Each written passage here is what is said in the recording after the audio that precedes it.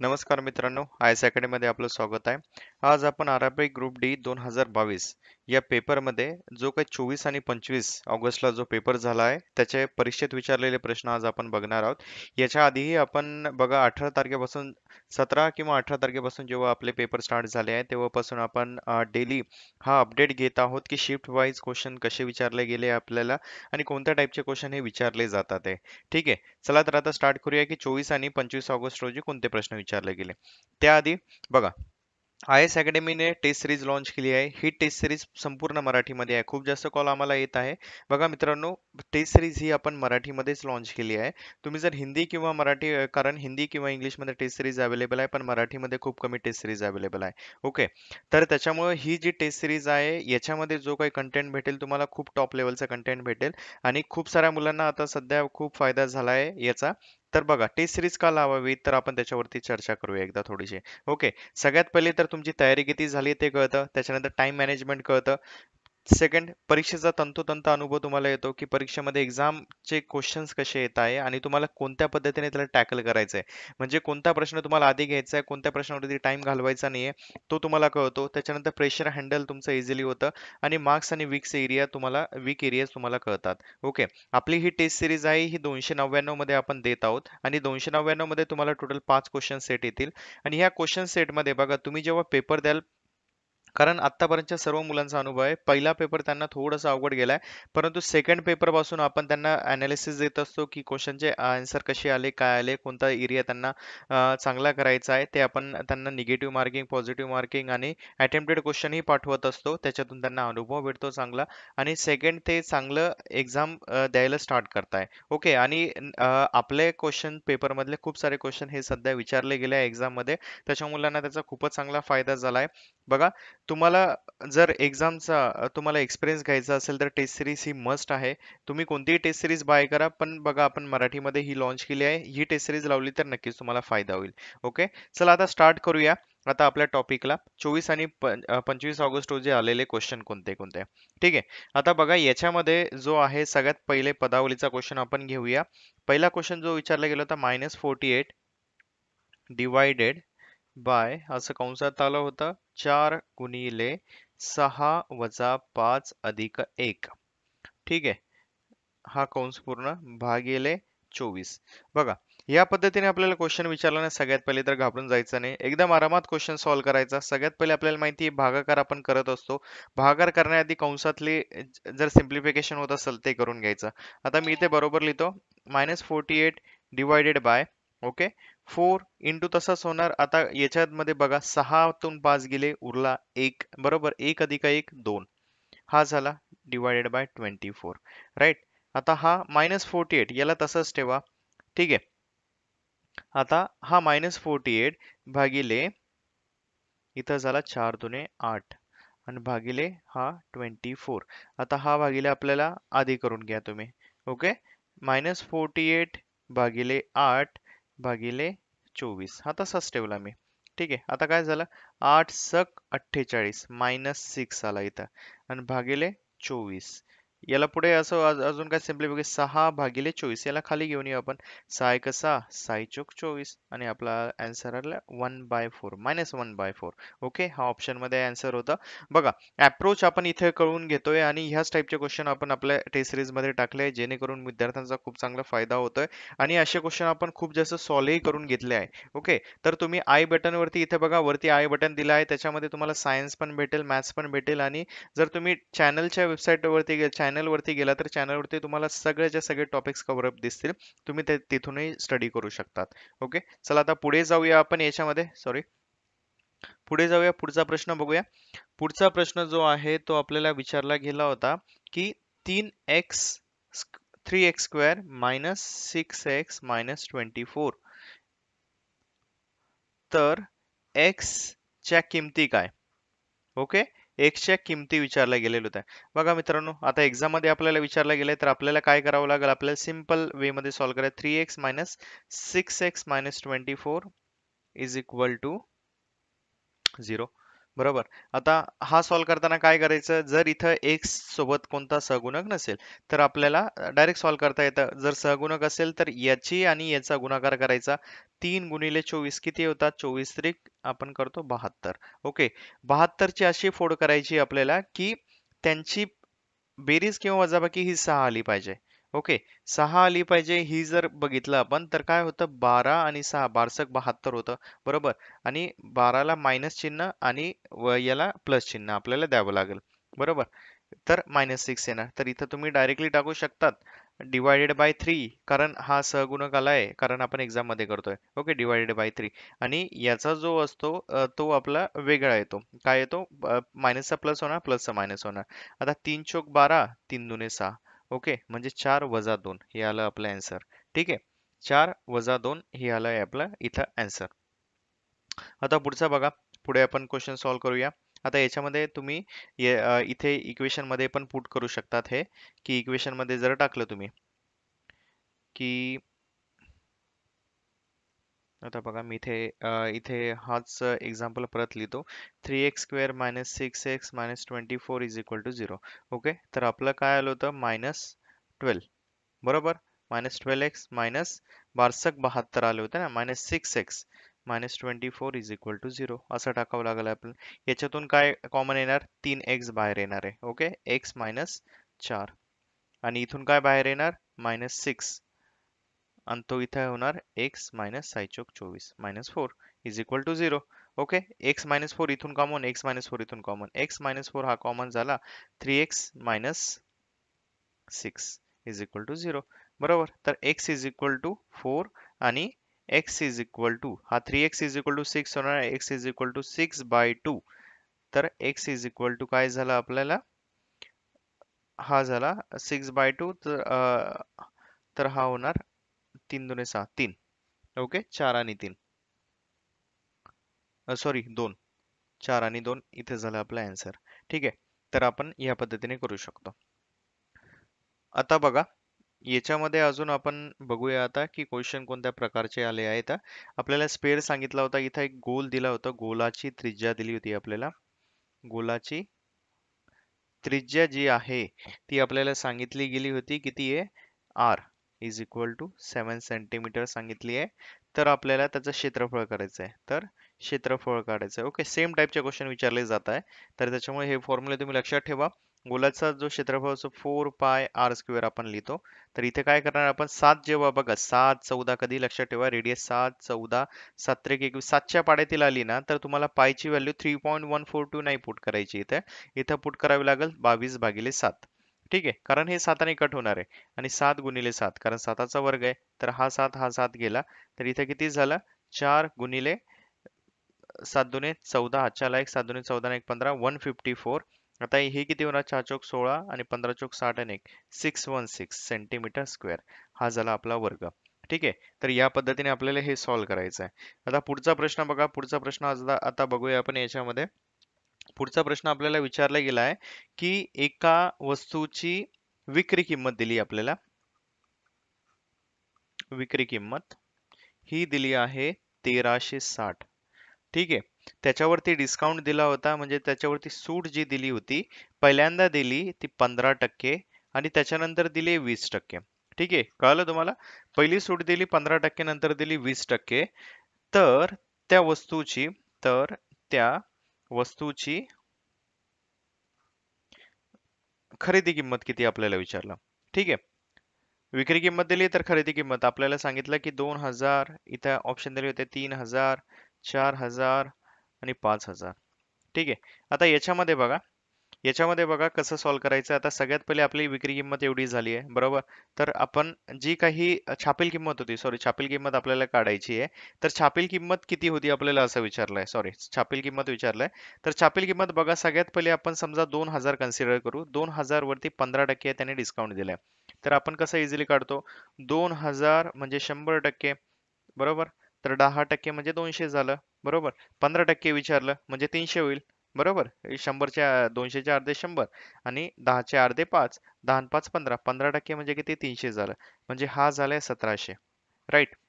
आता हे 1700 आलंय ना, तर 1700 वरती अजून 20% त्यांनी आपल्याला सूट दिली. 1700 वरती 20% दिली. 1700 म्हणजे 100. 170 म्हणजे 10. बरोबर. तर आपल्याला किती दिली? 20% म्हणजे याच्या डबल म्हणजे 340 रुपये अजून सूट दिली. तर 1700 मधून 340 गेले किती उरतात? 1700 वजा 340 किती झाले? 0. हा झाला 6. त्याच्यानंतर 17तून 4 गेले किती उरतात? 13. 1360. बघा आपला आन्सर येत आहे का? हो, विक्री किंमत 1360च आहे. तर आपली त्याची छापील किंमत किती होती? ती होती 2000. असं आपण ऑप्शन टाकूनही आपण हे सॉल्व्ह करू शकतो. ओके. तर बघा हे क्वेश्चन या पद्धतीने सॉल्व्ह करायचे. आपल्याला बघा फॉर्म्युलेज पण असतात, पण जर ऑप्शन समोर असेल तर तुम्ही ते इझिली सॉल्व्ह करू शकतात क्वेश्चन. ओके. चला आता पुढे जाऊया. आपल्याला सिंपल इंटरेस्ट म्हणजे सरळ व्याजावरती क्वेश्चन विचारला गेला होता, की जी मुद्दल आपल्याला दिली आहे, ओके, जी मुद्दल आहे ती मुद्दल दिली आपल्याला 2000 रुपये आणि त्याच्यानंतर आपल्याला सांगितलंय जो काही त्याचा काल होता, काळ ज्याला आपण म्हणतो, तो 2 वर्षांसाठी दिला होता. ठीक आहे. आणि एकदा त्यांनी सांगितलं एकदा आम्ही 4.5 च्या दशादशे 4.5 ने दिला आणि एकदा तो दिलाय 5.5 ने दिलाय. ओके. एकाला 4.4 ने दिला, एकाला 5.5 ने दिला. तर आपल्याला विचारलं होतं की सरळ व्याजातील फरक किती? सरळ व्याजातील फरक किती? आता सिंपल आहे. आता याच्यामध्ये आपल्याला काही करायचं नाही. काळ सेम आहे, मुद्दल सेम आहे, सगळं काही सेम आहे. आपल्याला असं करत बसायचं नाही की 4.5 ने पहिले काढू, नंतर 5.5 ने मग त्याच्यातला फरक काढायचा. तसं नाही करायचं याच्यामध्ये. R1 मायनस R2 करायचं. ओके. याच्यातला फरक विचारला आहे ना, तर डायरेक्ट रेट मधला फरक काढू आपण. जो काही त्यांनी आपल्याला पर्सेंटेज म्हणजे इंटरेस्ट रेट सांगितलाय तो किती झाला? 1% झाला.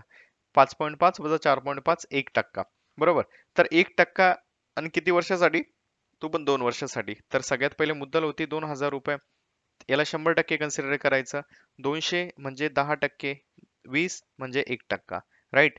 आता हा 1% झाला आपल्याला. आपल्याला काय 1% काढायचा आणि किती वर्षासाठी? 20 रुपये. याचा अर्थ काय झालं की 20 रुपये व्याज लागतोय, सरळ व्याज.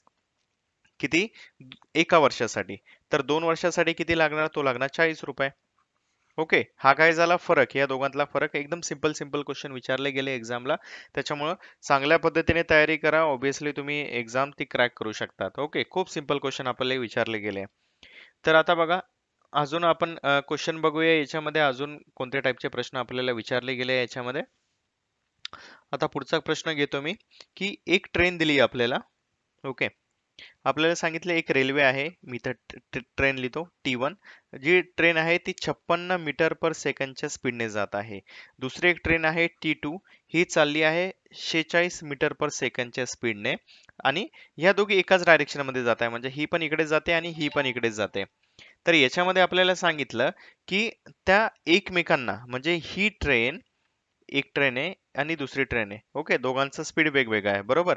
एक ट्रेन एका ट्रेन पासून दुसऱ्या ट्रेनला क्रॉस करते आणि जेव्हा ती क्रॉस करते ना, म्हणजे ते जेव्हा ती तिला मागं टाकते, तेव्हा तिला टोटल टाइम जो लागतोय, टाइम, ओके, वेळ जो लागतोय तो लागतो 36 सेकंद लागतोय. ठीक आहे. तर आपल्याला काय विचारलं की ट्रेनची लांबी किती? तर आपल्याला विचारलंय की त्या ट्रेनची लांबी किती असेल? तर सगळ्यात पहिले बघा, आता याच्यामध्ये बघा, जर एकाच डायरेक्शनला जात असतील तर त्यांच्या स्पीडचं मायनस करायचं. ठीक आहे. तर एकाच एकाच डायरेक्शनला 56 मायनस 46 हे होतात 10 metre per second. Okay. 10 metre per second. आणि आपला जो फॉर्म्युला आहे कसला, व्हेलॉसिटीचा फॉर्म्युला, ज्याला आपण वेगाचा फॉर्म्युला म्हणतो, velocity is equal to distance upon time. म्हणजे काय? अंतर भागिले वेळ, असं काढतो आपण. बरोबर. आणि स्पीड इथं भेटलाय आपल्याला v, म्हणजे 10 इज इक्वल टू अंतर किती, अंतरच काढायचंय आपल्याला, भागिले वेळ. वेळ किती सांगितलं आपल्याला? 36 सेकंद लागतोय. तर d जो झाला हा झाला 360 मीटर. ठीक आहे. 360 मीटर एवढी त्याची लांबी आहे. एकदम सिंपल क्वेश्चन विचारले गेलाय, तर तुम्ही ते इझिली सॉल्व्ह करू शकतात. आता पुढचा प्रश्न बघूया. पुढच्या प्रश्नामध्ये आपण सॉल्व्ह करूया. याच्यामध्ये जो प्रश्न विचारलाय आपल्याला, तो विचारला गेलाय स्पेशली, बघा मी इथे ड्रॉ करतो. एक आपल्याला पतंग टाइप इथं दिलेलं होतं. ठीक आहे. आता याच्यामध्ये काय सांगितलंय की हा एक याचा झाला कर्ण, हा झाला दुसरा कर्ण. ठीक आहे. आता याच्यामध्ये आपल्याला सांगितलंय की याच्या ज्या बाजू आहे ना, या आहेत 13, ही पण आहे 13, ही पण आहे 13 आणि ही पण आहे 13. आणि आपल्याला काय सांगितलंय, जो याचा ए बी सी आणि डी असं नाव दिलंय आपल्याला. तर ए सी जो आहे ना आपल्याला दिलाय 10 दिलाय. ठीक आहे, एसी ची व्हॅल्यू दिली आहे आपल्याला 10 दिली आहे. तर आपण काय करू शकतो याच्यामध्ये बघा, एसी जर 10 दिला आणि हे दोघं कर्ण एकमेकांना दुभागतात आहे, मग हे काय होतं, हा 5 होणार आणि हा 5 होणार, कारण टोटल 10 आहे तर अर्ध्या याच्यामध्ये दुभागतात, त्याच्यामुळे लक्षात ठेवा हा होणार 5 आणि 5. आणि इथं जर बघितलं तर तुम्ही, इथं हा झाला आपला काटकोन त्रिकोण. ठीक आहे, हा झाला काटकोन, बरोबर. आणि हा झाला ओ लिहितो इथं मी, DOC हा झाला काटकोन त्रिकोण. आता याच्यामध्ये आपल्याला काटकोन त्रिकोणात, आता मी तुम्हाला एकदम डीपली तर सांगणार नाही याच्यामध्ये, पण एक सिंपल लक्षात ठेवा, काटकोन त्रिकोण हा झाला, हा कोणती, हा त्याचा कर्ण आहे 13चा, हा झाला 5. तर आपल्याला ही बाजू किती काढायची आहे? ठीक आहे, तर एक सिंपल करू शकता तुम्ही, 13चा वर्ग 169 वजा 25, तर जर हे केलं मला वाटतं 144 येतं. ओके, 144 येतं, बरोबर. तर याचा अर्थ होतो 12. तर हा किती येतो? हा येतो 12, राईट. तर हा 12 आला, तर हा दुसरा पण 12 येणार. एक ही जॉमेट्री झाली. तर आपल्याला काय विचारला गेला होता की याचा एरिया किती आहे, म्हणजे याचं क्षेत्रफळ किती आहे. तर याचा क्षेत्रफळ जो येतो तो लक्षात ठेवा, याचा क्षेत्रफळ जो येतो प्रतलाचं क्षेत्रफळ 1/2 AC गुणिले BD. ठीक आहे, दोघं कर्णाचं आपल्याला लेंथ लागत राहते आणि त्यासाठीच आपण ते काढलंय. तर हा 1/2 AC किती दिला आहे, त्यांनी दिलाय तो 10. आणि BD किती दिलाय, BD दिलाय तो 12 आणि 12 24. ओके, तर आपण असं काढू शकतो 12 म्हणजे हा झाला 120. ओके, तर बघा इथं कळलंय का आपण काय केलं इथे, मी एकदा परत एक्सप्लेन करतो चांगल्या पद्धतीने. बघा, याच्यामध्ये आपण काय केलं, आपल्याला विचारलं गेलं होतं की याचा एरिया किती येणार आहे. ठीक आहे, हा एरिया आपल्याला विचारला गेला होता, आपल्याला एसी दिलेला होता, राईट. आता ही फिगर मी तुम्हाला चांगल्या पद्धतीने ड्रॉ करून दाखवतो इथे, की काय करायचं आहे की याच्यामध्ये जेव्हा आपल्याला दिलं असेल ना, तर हा एक होतोय काटकोन त्रिकोण होतोय, इथं दिसतोय तुम्हाला काटकोन त्रिकोण. हा काटकोन त्रिकोण झाल्यानंतर आपल्याला इथं हा 12, तर हा काढायचा होता आपल्याला, हा कर्ण काढावा लागेल, हा कर्ण दिला आहे. हा कर्ण काढताना आपल्याला काय पायथागोरसचं प्रमेय वापरावं का, 13 तर माहिती आहे, एक बाजू माहिती आहे. हा 5 5 दिलाय त्यांनी, 10 दिला होता, आपण 5 इथून काढला, तर ही बाजू आपण काढू शकतो पायथागोरसच्या प्रमेयाने. तर हे त्रिकूट आहे, लक्षात ठेवा, 12 13 आणि 5 हे झालं त्रिकूट, म्हणजे हे तिघांनी एक त्रिकोण बनतो, तो काटकोन त्रिकोण बनतो. तर त्याच्यामुळे लक्षात ठेवा हा आला 12 आपला. आणि हा 12 आल्यानंतर आपण 12 आणि इथला पण होणार 12, तर 12 आणि 12 24. तर अशा पद्धतीने आपण ह्या कर्णाची लेंथ काढली आणि याचा फॉर्म्युला जो येतो तो लक्षात ठेवा, 1/2 कर्णाची लांबी AC गुणिले BD. ओके, हा होतो याचा फॉर्म्युला. आणि या फॉर्म्युल्यातून तुम्ही डायरेक्टली याचा आन्सर काढू शकता. चला, आता पुढे जाऊया आपण. पुढे आपल्याला विचारलंय, पुढे पदावलीचा प्रश्न आला होता की स्क्वेअर रूट मध्ये 729 वजा स्क्वेअर रूट मध्ये 400. आता लक्षात ठेवा याच्यामध्ये हा, जेव्हा पण स्क्वेअर रूट मध्ये आपल्याला विचारलं जातं ना, मोस्टली हे परफेक्ट स्क्वेअर असतो, म्हणजे याचं स्क्वेअर रूट अवेलेबल असतं. तर हा जर बघितला असेल तर तुम्ही 27चा हा वर्ग होतो, वजा 20 गुणिले 20 म्हणजे हा 40चा वर्ग आहे, सॉरी 20चा वर्ग आहे. 27 मधून 20 गेले तर उरले 7. अशा पद्धतीने आपला आन्सर आलाय. ठीक आहे, आता पुढचा प्रश्न आपल्याला दिलाय की एक, या पद्धतीने आपल्याला डायग्राम दिली होती. ठीक आहे, आता याच्यामध्ये आपल्याला सांगितलं होतं की हा झाला याचा H आणि हा झाला हार. ओके, R असं दिलेलं होतं. आणि आपल्याला सांगितलं होतं की R भागिले H इज इक्वल टू 2/1 असं आपल्याला रेशो दिलं होतं.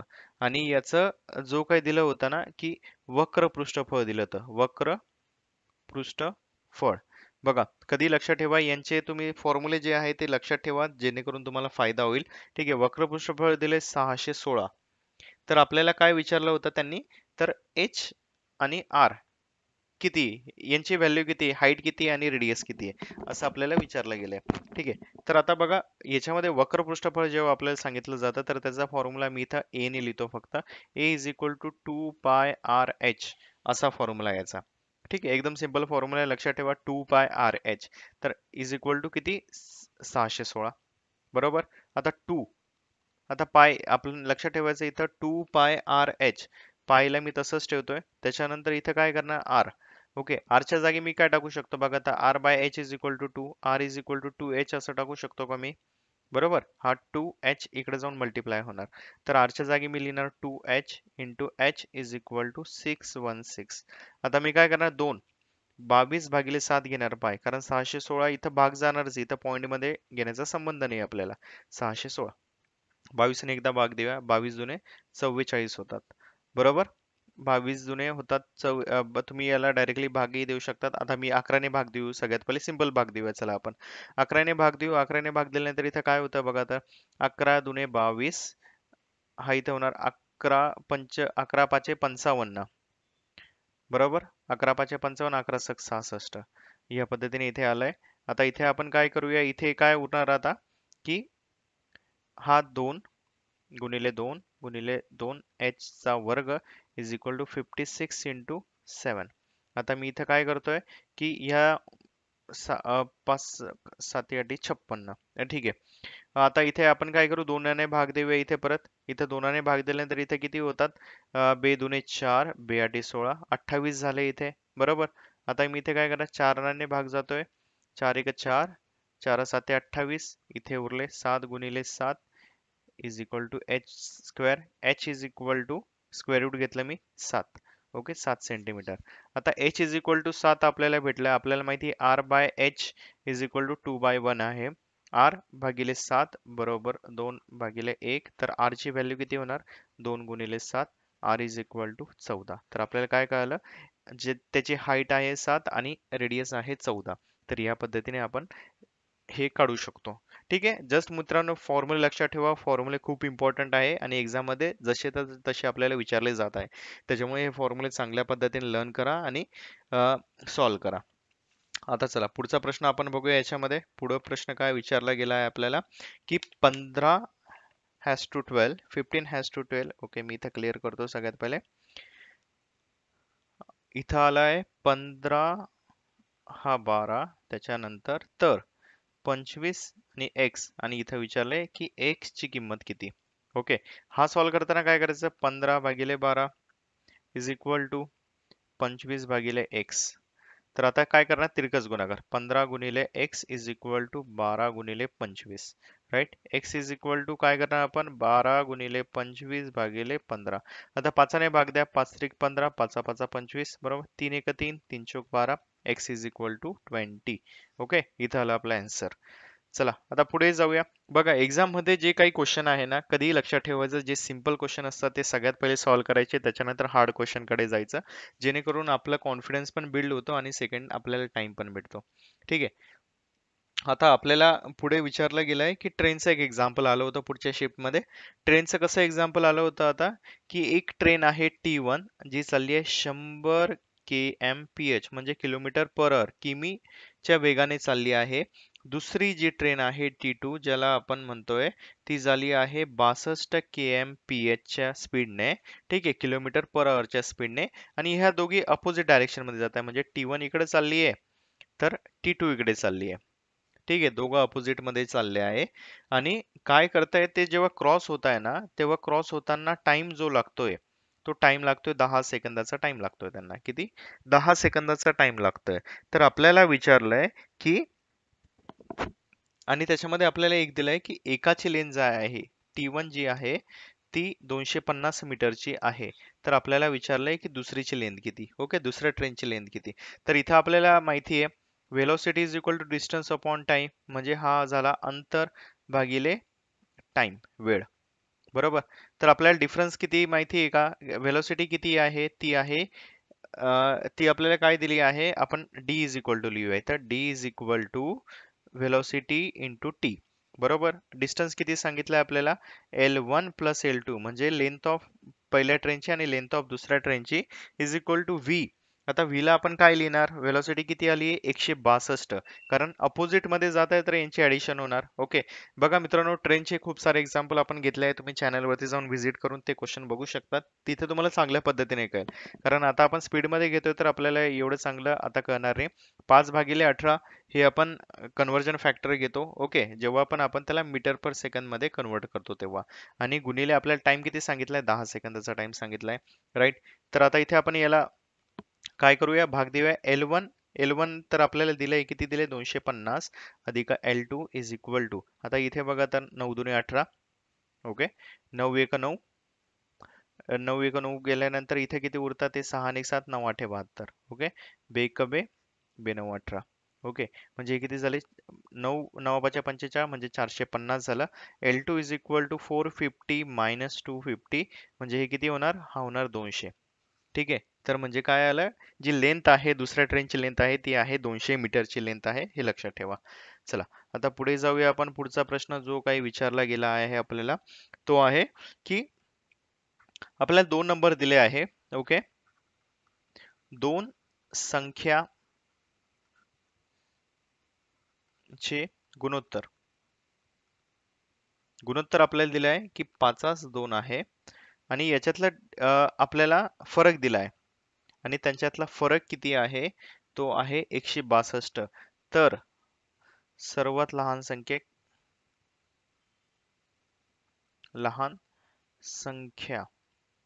कोणती? ठीक आहे, हा प्रश्न आपल्याला विचारला आहे, सगळ्यात लहान संख्या कोणती.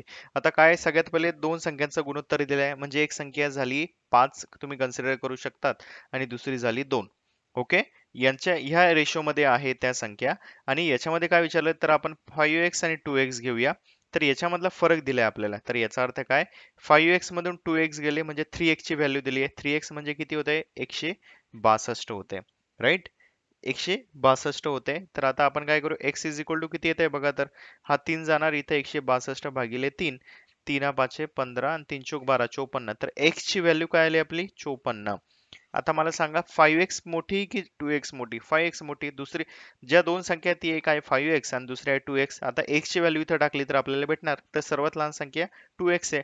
2x मध्ये 2 इंटू 54 करा म्हणजे ही झाली 108, तर आपलं आन्सर झालं 108. बघा मित्रांनो, क्वेश्चन जे आहे ना ते ऑलमोस्ट तुम्ही 10 ते 12 सेकंद मध्ये सॉल्व्ह करू शकतात, ओके. ऑब्विसली लेंदी क्वेश्चन आहे, आपल्या रिझनिंग मध्ये लेंदी क्वेश्चन विचारले गेले.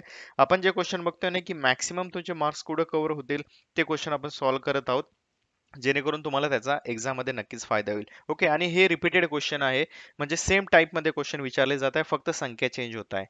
ठीक आहे, आता पुढचा प्रश्न बघा, जॉमेट्रीवरती आपल्याला विचारला गेला आहे, भूमितीवरती.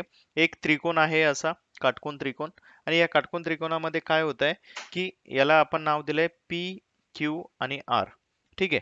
तर आणि हा अँगल दिलाय थिटा इथं आपल्याला, राईट, इथं व्हॅल्यू दिले 3 आणि 6.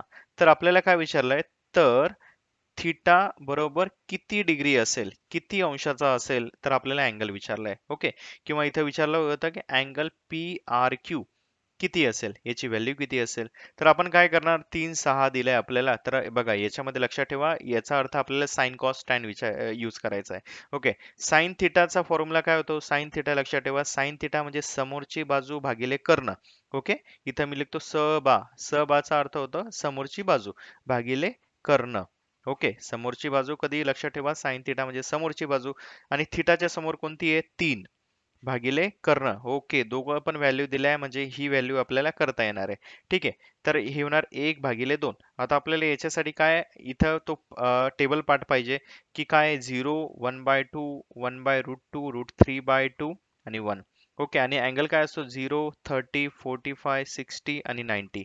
तर इथं बघा 1/2 ची व्हॅल्यू काय आहे 30 आहे, तर हा 30 डिग्रीचा अँगल आहे, किती 30 डिग्रीचा अँगल आहे. इथे बघा कॉस थिटा काय असतो, cos theta is equal to लगतची बाजू, इथं लिहायचं ल बा भागिले कर्ण, ठीक आहे. Sine cos theta, okay. लबा लगतची बाजू म्हणजे आर क्यू ची व्हॅल्यू दिली नाही आपल्याला, जस्ट मी तुम्हाला सांगण्यासाठी सांगतोय. आणि टॅन थिटा काय असतो तो लक्षात ठेवा, हा असतो साइन भागिले कॉस, साइन म्हणजे काय आला समोरची बाजू भागिले लगतची बाजू, ओके. कारण का की कर्ण कर्ण कॅन्सल होते, बघा मी इथं लिहून दाखवतो. टॅन थिटाला काय लिहितो आपण, साइन थिटा भागिले कॉस थिटा, बरोबर. साइन थिटाचा फॉर्म्युला काय, समोरची बाजू भागिले कर्ण, बरोबर. कॉस थिटा खाली आहे, याला उलट लिहावं लागेल आपल्याला गुणाकार करताना, हा होणार कर्ण भागिले लगतची बाजू, ओके. आता कर्ण कर्ण कॅन्सल झाले तर उरलं सबा भागिले लबा, दॅट इज समोरची बाजू भागिले लगतची बाजू, ओके. तर सिंपल सिंपल क्वेश्चन विचारले गेले आहे, जस्ट तुम्ही सॉल्व्ह करा, नक्कीच तुम्हाला एक्झाम मध्ये खूप चांगला फायदा होईल याचा.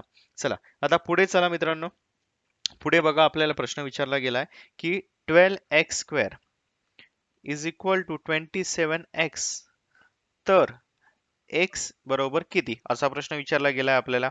ठीक आहे, तर याच्यामध्ये बघा, आता हा क्वेश्चन सॉल्व्ह करताना काय करावं लागेल आपल्याला. सगळ्यात पहिले हा एक्स एक्स इथं कॅन्सल नाही करायचा, लक्षात ठेवा, कधी एक्स एक्स कॅन्सल करायचा नाही डायरेक्टली. 12x चा वर्ग मायनस 27x ला इकडे घ्या, इकडे 0 करून टाका. ठीक आहे, आता याच्यामधून आपण काय करू, कॉमन काय येत आहे बघा, कॉमन येत आहे का काही याच्यामध्ये, तर कॉमन काय येणार दोघांमध्ये, 3x, बरोबर. इथं 3ने भाग जातोय आणि x ने पण जातोय, तर 3x जर गेलं तर 4x वजा 3 × 9 = 27 मायनस 4 इज इक्वल टू 0. आता इथे काय होणार, 3x इज इक्वल टू 0 और 4x minus 9 is equal to 0. x is equal to 0, कारण हा 3 भागिले पण झाला, तिथे जाऊन फायदा नाहीये त्याचा. आणि हा होणार 4x is equal to 9, x is equal to 9/4. Okay, याला आपण अशा पद्धतीने लिहू शकतो. तर x च्या दोन व्हॅल्यूला 0, 9/4. ठीक आहे, या पद्धतीने हा प्रश्न आपल्याला सॉल्व्ह करायचा आहे. चला, आता पुढचा प्रश्न बघूया आपण, सायन्सशी रिलेटेड आहे. ओके, सॉरी, पुढचा प्रश्न जो आहे तो आहे सायन्सशी रिलेटेड. आता तो बघूया आपण याच्यामध्ये. तर आपल्याला विचारलंय बघा, हा प्रश्न जसे तसं आपण आपल्या टेस्ट सिरीज मध्ये टाकलाय, की बल्ब मध्ये कोणती फिलामेंट यूज करतात. तर बल्ब मध्ये लक्षात ठेवा, टंगस्टन फिलामेंट यूज करतात. टंगस्टनचा जो काही मेल्टिंग पॉइंट आहे, जो वितरणांक आहे तो खूप जास्त आहे, त्याच्यामुळे आपण तो लाईट मध्ये, बल्ब तार मध्ये आपण यूज करतो. ठीक आहे, चला, आता पुढे प्रश्न दिला आहे. पुढचा प्रश्न बघूया आपण, की आता सायन्सचे आपण काही प्रश्न बघूया. आपल्याला एका शीट मध्ये विचारलं होतं की 3 रोध आहे, ओके, 90 ओहमचे, आणि यांना काय केलं, यांना समांतर जोडणीमध्ये जोडलंय, समांतर जोडणी मध्ये जोडले. तर आपल्याला एकूण रोध किंवा सममूल्य रोध, एकूण रोध किती, असं विचारलं गेलं होतं. ठीक आहे, आता याच्यामध्ये लक्षात ठेवा, इथे मी डायग्राम काढून टाकतो. काही शिफ्ट मध्ये डायग्राम विचारली जात आहे आणि काही शिफ्ट मध्ये आपल्याला हे क्वेश्चन या टाइप मध्ये विचारले जात आहे, लेखी फॉर्म मध्ये विचारले जात आहे. ठीक आहे, तर आता बघा, मी इथे ड्रॉ करतो. आता सगळ्यात पहिले 3 रोध आहे समांतर जोडणीमध्ये. हा झाला पहिला रोध, हा झाला दुसरा रोध, आणि हा झाला तिसरा रोध. ओके, हे 3 रोध झाले तुमचे या पद्धतीने समांतर जोडणीमध्ये जोडले गेले आहे, आणि त्यांचं प्रत्येकाची व्हॅल्यू आहे 90, ही पण आहे 90, आणि ही पण आहे 90. तर मी याच्या आधी एक्सप्लेन केलंय की जो याचा आर इक्विव्हॅलेंट राहतो, म्हणजे जो काही एकूण रोध राहतो, 1/r इक्विव्हॅलेंट लिहितो त्याला, 1/r1 plus 1/r2 plus 1/r3 is equal to, याला काय लिहिणार आपण, 1/90 अधिक 1/90 अधिक 1/90. ठीक आहे, तर याला काय करणार आता, छेद तर समान आहे, म्हणजे 90 कॉमन आला, वरचे जे अंश आहे ते आपण काउंट करू, ऍड करू, 3 झालं, बरोबर. 1/r इक्विव्हॅलेंट, 1/r इक्विव्हॅलेंट 3ने भाग जातो, 1/30, R equivalent is equal to 30 ohm. तर आपण डायरेक्टली आन्सर काढू शकतो 30 ओहम. आता तुम्हाला बघा, ही झाली एक लेंदी मेथड. आता मी तुम्हाला सांगतो, जर सारखे रोध जर जॉईन केले असतील, ठीक आहे, तुम्हाला जर सांगितलं की एवढे नंबरचे सारखे रोध जॉईन केले, तर सिंपल लक्षात ठेवा, जर मला विचारलं एखाद्याने की 2 रोध आहे 40 ओहमचे, आणि मी ते समांतर जोडणीमध्ये जॉईन केले, तर मी काय करणार, 40/2 करणार डायरेक्टली, मला आन्सर भेटणार 20. जर समान रोध असतील तर, ठीक आहे, तरच ही फॉर्म्युला लक्षात ठेवा, लक्षात ठेवा. आता मी इथं 90 चे 3 रोध समांतर जोडणीमध्ये, तर मी डायरेक्टली 90/3 करणार इथं, आणि 3×3 = 90, डायरेक्ट 30 आन्सर भेटतंय मला बघा. कधी लक्षात ठेवा, जेव्हा समान रोध असेल समांतर जोडणीमध्ये आणि तुम्हाला एकच सारखे रोध किती जॉईन केले, तर नंबर रोध किती आहे, 90चा आहे, आणि इथं सांगितलं 9 रोध मी जॉईन केले, तर आपलं जो काही होणार आहे 10 ओहमचा होणार आहे इथं. ठीक आहे, या पद्धतीने लक्षात ठेवा. ट्रिक्स पण लक्षात ठेवा, ह्या सिंपल सिंपल ट्रिक्स आहे जे तुम्ही एक्झाम मध्ये यूज करू शकतात. चला, आता पुढे जाऊया, आपण पुढचा प्रश्न बघूया. पुढे आपल्याला विचारला गेला होता की 3 फॉर्म्युले दिले होते आपल्याला वेगवेगळे, H is equal to I square R T, पुढचा दिला होता H is equal to V square T by R, त्याच्यानंतर तिसरा जो दिला होता H is equal to V I T, आणि चौथा जो दिला होता H is equal to I R square T. ठीक आहे, आता हा फॉर्म्युला आपल्याला विचारला गेला होता. लक्षात ठेवा, जो काही एच चा जो फॉर्म्युला आहे तो सगळ्यात पहिले आपल्याला बेसिक फॉर्म्युला जो आहे ना, तो आहे V I into T. Okay, जर आपण असं केलं तर आपल्याला डायरेक्टली तो फॉर्म्युला भेटतो. आता याच्यामध्ये समजा तुम्ही V is equal to I R हा जर पुट केला ना, तर व्ही च्या जागी आपण आय आर पुट करू. I R into I T बरोबर, आय स्क्वेअर आर टी हा एक फॉर्म्युला आहे. इथं आला का I square R T? Yes आलाय. आता समजा आपण त्याच्यामध्ये काय करूया, आय च्या जागी पुट करूया व्ही भागिले आर, कारण हा आर खाली जाणार बरोबर. आता इथे मी याच फॉर्म्युला पुट करतो, व्ही इंटू व्ही भागिले आर गुणिले टी, तर हा होणार व्ही स्क्वेअर टी भागिले आर बरोबर. हा एक फॉर्म झाला, हा एक फॉर्म झाला, हा एक फॉर्म झाला. तीन बघा, तर हा इथे आला, इथे आला. पण हा जो फॉर्म आहे हा होत नाही, लक्षात ठेवा. हा जो फॉर्म आहे हा होत नाही, त्याच्यामुळे जो चौथा जो ऑप्शन होता याच्यामध्ये विचारलं गेलं होतं की चुकीचं ऑड मॅन आउट, जसं की याच्या गटात न बसणारा पर्याय आपल्याला विचारला गेला होता. तर तो लक्षात ठेवा की हा फॉर्म्युला होणार. आणि हे फॉर्म्युले कसे डिराईव्ह झाले लक्षात ठेवा. व्ही आय टी लक्षात ठेवा, सिंपल व्ही आय टी लक्षात ठेवा, आणि व्ही च्या जागी आपण आणि आय च्या जागी जर किंमत टाकली तर तुम्हाला दोन वेगवेगळे फॉर्म्युले भेटतात त्याच्यामध्ये. ठीक आहे, चला आता पुढे जाऊया. आपण पुढचा अजून क्वेश्चन बघूया. सायन्स मध्ये आपल्याला अजून काय विचारलं गेलं आहे. आपल्याला इथे विचारलं गेलं होतं की 2 Ag Br is equal to 2 Ag plus Br2, आणि आपल्याला विचारलं गेलं होतं कोणती अभिक्रिया आहे ही सांगा. बघा, मी याच्या आधीच्या लेक्चर मध्ये पण सांगितलंय. 2-3 टाईपचे एक्झाम्पल मी तुम्हाला सांगितलं होतं, विस्थापन अभिक्रिया, अपघटन, त्याच्यानंतर संयोजी अभिक्रिया. ठीक आहे, आता याच्यामध्ये काय होत आहे बघा. आता एकापासून दोन पदार्थ तयार होत आहे बरोबर, एकापासून दोन पदार्थ तयार होत आहेत, तर याला आपण संयोजी अभिक्रिया म्हणतो बरोबर. याच्यापासून दोन पदार्थ तयार होतात, तर याला आपण म्हणतो संयोजी अभिक्रिया. आता पुढे बघा, सॉरी सॉरी सॉरी सर, इथं मला वेगळा प्रश्न घ्यायचा होता, हा वेगळा प्रश्न आहे. ठीक आहे, आता मी इथं तुम्हाला इथं रिॲक्शन लिहितो. Sorry, Ag is equal to 2 Ag plus Br2. ठीक आहे, आता याच्यानंतर अजून एक दिले आपल्याला N2 plus H2 is equal to NH3. अजून आपल्याला दिलं होतं Na plus sodium plus BaSO4 is equal to, इथं आपल्याला दिलंय NaSO4 प्लस Ba. ठीक आहे, आता अजून एक टाईपचे एक्झाम्पल दिलं होतं याच्यामध्ये. आता चौथा ऑप्शन माझ्याकडे नाही आहे, तर याच्यामध्ये लक्षात ठेवा आपल्याला हा एक वेगळा क्वेश्चन आहे. हा एक एक्सप्लेन करतो मी तुम्हाला. याच्यामध्ये विचारलं होतं की संयोजी अभिक्रिया कोणती आहे. संयोजी अभिक्रिया म्हणजे काय की तुमचं मी सांगितलं होतं A plus B giving you C. Okay, जर A प्लस बी मिळून तुम्हाला एक कंपाऊंड तुम्हाला काहीतरी भेटत असेल तर ती असती संयोजी अभिक्रिया. विस्थापन अभिक्रिया काय होती, AB प्लस सी डी काय होत होता, हा ए सोबत सी येत होता आणि बी सोबत डी येत होता बरोबर. या पद्धतीने काहीतरी होत होतं, म्हणजे विस्थापन होत होतं त्याचं. तर तुम्ही इथं बघू शकता जी संयोजी अभिक्रिया आहे N2 plus H2 plus is equal to NH3, ही झाली आपली संयोजी अभिक्रिया. आणि ही खालची जी झाली ती आहे विस्थापन अभिक्रिया, ज्याला आपण म्हणतो विस्थापन अभिक्रिया. ठीक आहे, चला अजून एक रेजिस्टन्सचा एक प्रश्न बघूया आपण. याच्यामध्ये आपल्याला रेजिस्टन्स वरती प्रश्न विचारला गेला होता की जर